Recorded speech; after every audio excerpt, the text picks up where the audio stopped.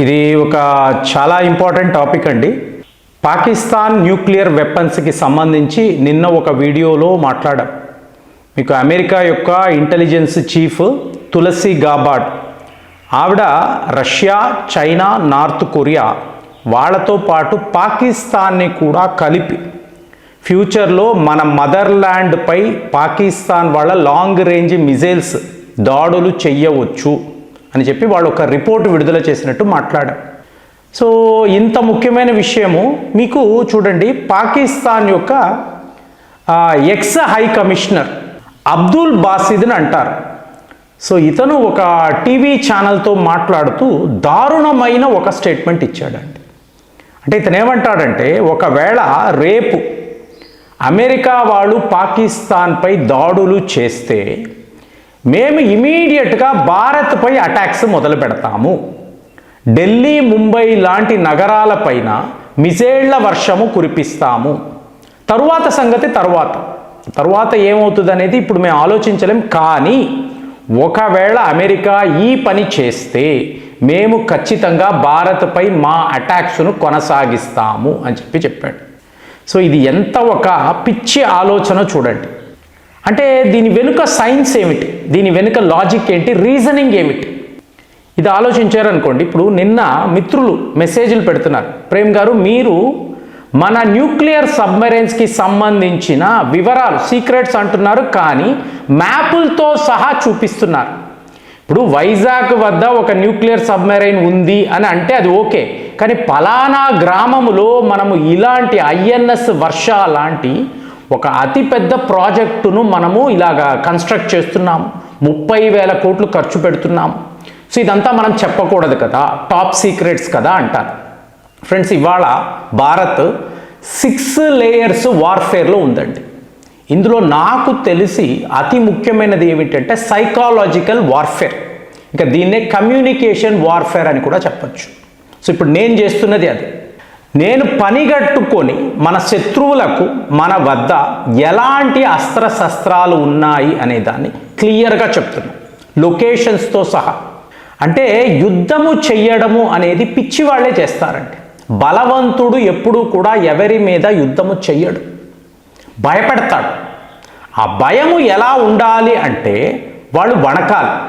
వీళ్ళతో పెట్టుకుంటే మనకు డ్యామేజ్ అనేది చాలా పెద్ద లెవెల్లో జరుగుతుంది, ఇది వాడికి తెలియాలి అనుకోండి. మరి మీ వద్ద అంటే మీ పవర్ ఏమిటో వాడికి చూపించాలి కదా. సీక్రెట్ అంటూ మీరు ఏం మాట్లాడినా, just like China.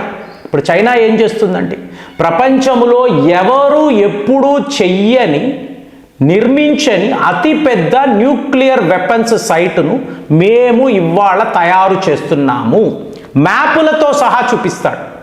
Nuclear weapons అన్నప్పుడు సీక్రెటే కదండి. అంటే అమెరికా వాడు కూడా భయపడాలి, బాబోయ్ వీళ్ళ వద్ద ఇలాంటి ఆయుధాలు ఉన్నాయన్నమాట, వీళ్ళతో గొడవ పెట్టుకోకూడదు, యుద్ధము చేస్తే మనము నష్టపోవచ్చు. ఈ భయాన్ని మీరు క్రియేట్ చేయాలి తప్ప రియల్గా వెళ్ళి యుద్ధము చేయకూడదు. చేయడం వలన మీకు ప్రాణ నష్టము, ఆస్తి నష్టము చాలా ఎక్కువ జరుగుతుంది. ఇప్పుడు ఆపరేషన్ సింధూర్ 4 రోజులు మాత్రమే, ఎందుకంటే శత్రువుకి మన యొక్క బలాన్ని చూపించడం.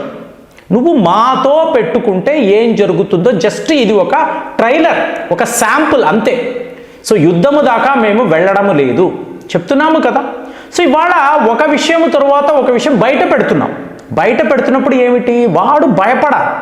సో ఇప్పుడు నన్ను అడిగారు అనుకోండి, మనము ఎలాంటి న్యూక్లియర్ సబ్మెరైన్స్ వాడుతున్నాము చెప్పగలం, కానీ అందులో ఉండే ఆయుధాలు ఏమిటి, దాని స్పీడ్ ఏమిటి, ఎక్కడ దాకా ఇది వెళ్ళగలదు, ఇలాంటి క్రిటికల్ విషయాలు మాట్లాడం. ఎక్కడ దాకా చెప్పాలో చెప్పేసి వాడు ఖచ్చితంగా ఇప్పుడు మన వీడియోస్ అంతా మీకు అరబిక్ భాషలో, చైనీస్ భాషలో అంతా కూడా ట్రాన్స్లేట్ అయ్యి వాళ్ళు చూసుకుంటారండి. తెలుగు అన్నప్పుడు ఇందులో ఎవరెవరు ఎలాంటి వీడియోస్ పెడుతున్నారు వాళ్ళు చెక్ చేసుకుంటారు. వాళ్ళ ఇంటెలిజెన్స్ అనేది అంతా స్ట్రాంగ్గా ఉంటుంది. కాబట్టి మనం చెప్పాల్సింది చెప్పాలి. ఇప్పుడు 37 నగరాలు చైనా వాడు హిమాలయాల్లో నిర్మిస్తున్నాడని మాట్లాడుతున్నాం. ఈ 37 నగరాలను వాడు చుక్కలు పెట్టి చూపిస్తాడు, కానీ ఇందులో ఏముంది, ఎవరెవరు ఉంటున్నారు ఏంటో చెప్పరు, మెల్లగా దాన్ని రివీల్ చేస్తారు. సో సైకాలజికల్ వార్ఫేర్లో మన సత్తా ఏమిటి అనేది శత్రువుకి చెప్పాలండి. కాబట్టే పని కట్టుకొని మ్యాపులతో సహా చూపిస్తా. ఇప్పుడు చూడండి, ఈ పాకిస్తాన్ వాడి వెర్షన్, ఈ అబ్దుల్ బసీద్ వాడు ఏమంటాడు, ఒకవేళ అమెరికా మా మీద దాడులు చేస్తే మేము భారత్ పైన అటాక్స్ మొదలు పెడతాము. ఏంటండి ఇది?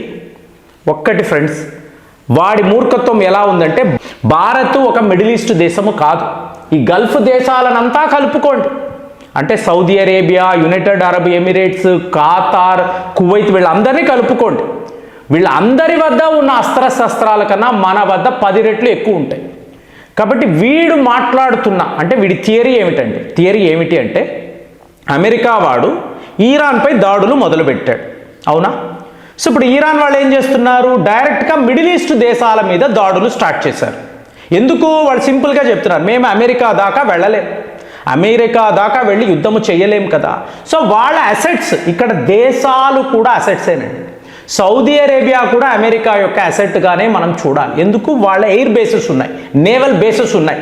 కాబట్టి కంటిన్యూస్ అటాక్స్, ఈ వీడియో మాట్లాడుతున్న టైంలో కూడా సౌదీ అరేబియా యొక్క రాజధాని మీద ఈరాన్ వాళ్ళు చాలా పెద్ద లెవెల్లో దాడులు చేశారు.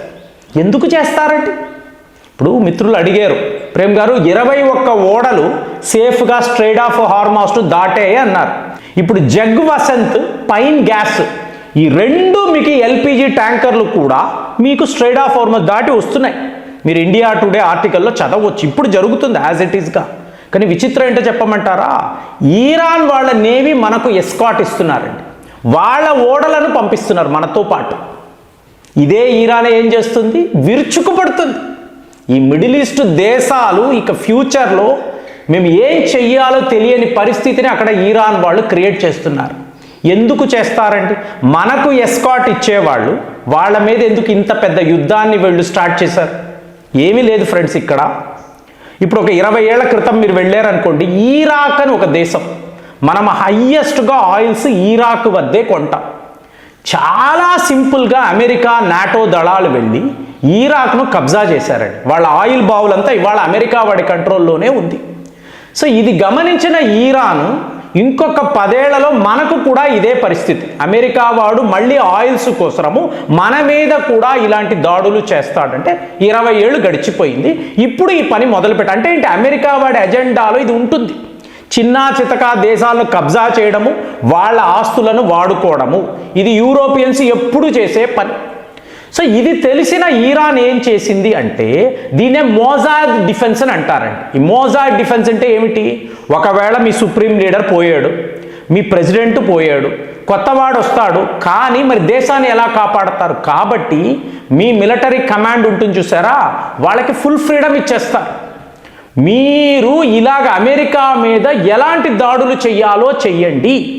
ఈ ఆర్డర్స్ ఇవ్వడంతో ఏమైంది, అమెరికా యొక్క నష్టాన్ని పెంచుకుంటూ పోవడం.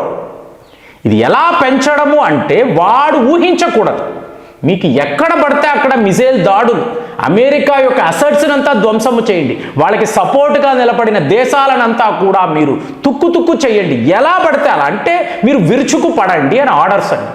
దాని ప్రకారమే ఇవాళ ఈరాన్ అంటే మ్యాక్సిమం డ్యామేజ్ ఎలా కలిగించాలి, ఇది ఈరాన్ యొక్క ప్లాన్. దాని ప్రకారమే వాళ్ళు చేసుకుంటూ పోతున్నారు. ఇప్పుడు అమెరికా వాడు భయపడ్డాడు కదా, మనము యుద్ధం అనుకుంటే ఇన్నిన్ని దేశాల మీద ఈ స్థాయిలో ఈ దాడులు ఏంట్రా బాబోయ్ వద్దు అని వెనక్కి వెళ్ళిపోతున్నాడు. ఇవాళ పాకిస్తాన్ కూడా అదే మాట్లాడుతున్నాడు, భారత్ పైన మేము దాడులు చేస్తాం. అప్పుడు భారత్ వెళ్ళి అమెరికాను అడుగుతుంది, అయ్యా బాబు వద్దు ఆపేసేయి, మాకు చాలా నష్టము జరుగుతుంది మీ వల్ల అంటే అమెరికా వాడు ఆపేస్తాడు. సింపుల్ అండి. మీకు అసీం మునీర్ ఒక మాట అంటాడు, మా పాకిస్తాన్ అనబడే దేశము ఒక చెత్త లారీ, చెత్త ట్రక్, భారత్ ఒక మెర్సిడీస్ బెంజ్, గుద్దుకుంటే ఎవరికి నష్టము, ఇదేనండి వీళ్ళ ప్లాన్. కానీ నేను చెప్పేది, భారత్ ఒక గల్ఫ్ దేశము, మిడిల్ ఈస్ట్ దేశమో కాదండి. మనం ఇవాళ ప్రపంచంలో 4th స్ట్రాంగెస్ట్ మిలిటరీ, ఎయిర్ పవర్లో 3rd పొజిషన్లో ఉంటాము. కాబట్టి పాకిస్తాన్ వాడి పిచ్చి కూతలు ఇదంతా మన వద్ద, భారత్ వద్ద ఏం జరగదు. ఒకవేళ అలాంటి పరిస్థితి వచ్చినప్పుడు మనము మ్యాక్సిమం డ్యామేజ్ పాకిస్తాన్కి కలిగిస్తాము, వాడికి తెలుసు.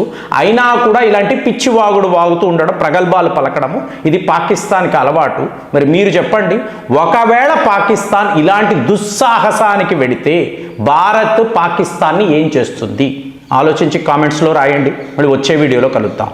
జై హింద్.